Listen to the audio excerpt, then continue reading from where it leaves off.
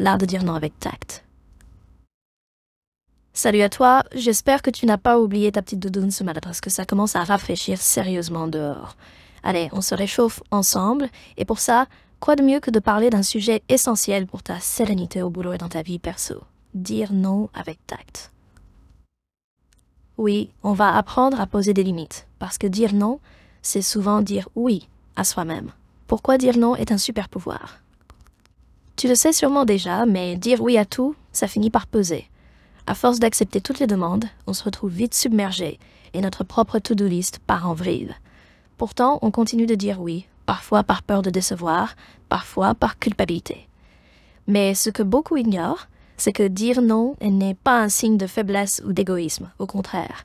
C'est une preuve que tu sais où sont tes priorités et que tu respectes tes propres besoins. Disons-le franchement, on ne peut pas tout faire. Et plus tu te permets de poser des limites, plus tu reprends le contrôle sur ton emploi du temps et ta charge mentale. Dire non sans culpabiliser. Alors, on sait que c'est important de dire non. Mais concrètement, comment on fait ça sans avoir l'impression d'être dur ou de froisser les autres? Voilà quelques pistes. La méthode douce mais ferme.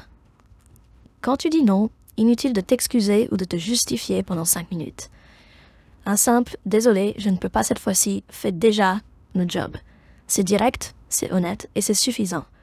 Tu reconnais la demande de l'autre, mais tu fais aussi comprendre que tu as des limites. Ex, je comprends que tu as besoin d'aide sur ce projet, mais je ne peux pas m'engager dessus pour le moment. La solution alternative. Parfois, dire non ne veut pas dire que tu abandonnes complètement l'autre. Si tu veux être encore plus diplomate, tu peux proposer une alternative. Je ne suis pas disponible aujourd'hui, mais je pourrais m'en occuper plus tard, ou tu pourrais peut-être demander à collègue X qui est plus au calme en ce moment. Cette approche montre que tu veux bien aider, mais que tu respectes aussi ton propre emploi du temps.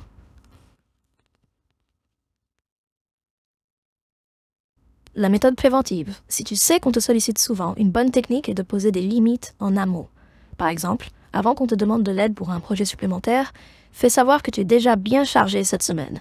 Ça évite les situations où tu te retrouves coincé à devoir refuser sous pression. L'importance de poser des limites claires.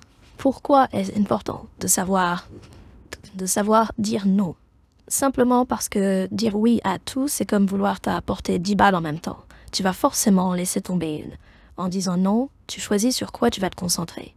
Et soyons honnêtes, dans une semaine où les tâches s'accumulent, savoir ce qu'on peut mettre de côté, c'est essentiel pour ne pas finir sur les rotules.